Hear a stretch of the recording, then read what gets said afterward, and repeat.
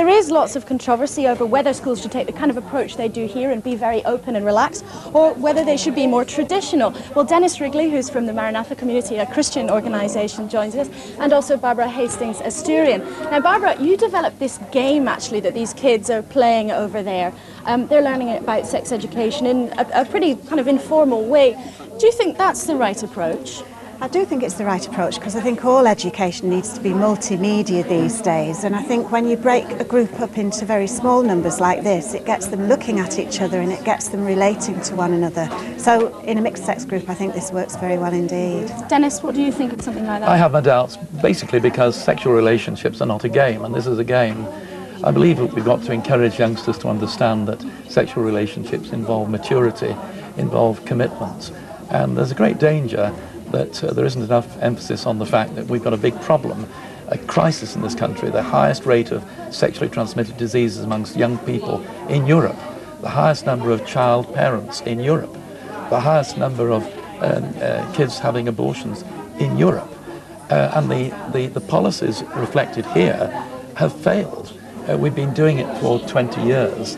And the trains hit the buffers. I would actually say that we haven't been doing it for 20 years. In fact, even in a city like Manchester today, you'll find that some schools teach sex education really well.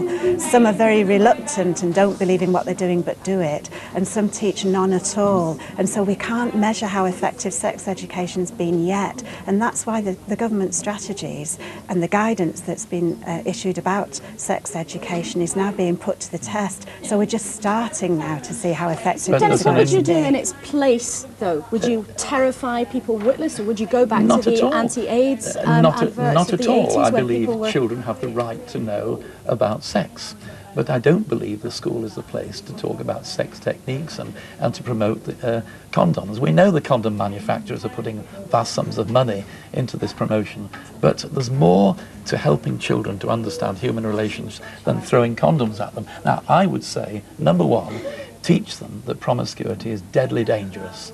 Number two, teach them the value of the marriage-based family, because we know that when the marriage-based family, which is the basic building block of our culture, when it goes, then there is trouble. But real isn't trouble. in a way the genie out of the bottle? The rates of STIs are absolutely spiralling. Yeah. We know that children are having sex at a younger age. Young people are having sex at a younger age.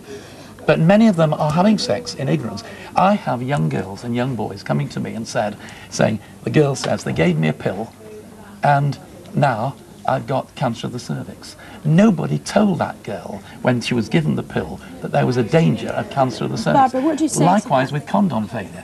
Condoms do not fully resist. There's no question of them being safe. But I don't think there's any doubt that using a condom is the best way to protect yourself. Yes, but if there's you're still going to have 15% sex. Anyway, risk. Barbara, I'd like to bring Barbara back in. What do you say to that? I feel that young people need to get a lot more information. I don't think that they're getting enough information, but I think that it's very clear that they need to learn about loving, caring and respectful relationships first and foremost. And then what will happen is they will protect each other from the spread of sexually transmitted infections, from unintended pregnancy. And I think that'll be irrespective of what their sexual orientation is or what their religion is, because if the loving and caring comes first, the rest will just fit. But is that realistic?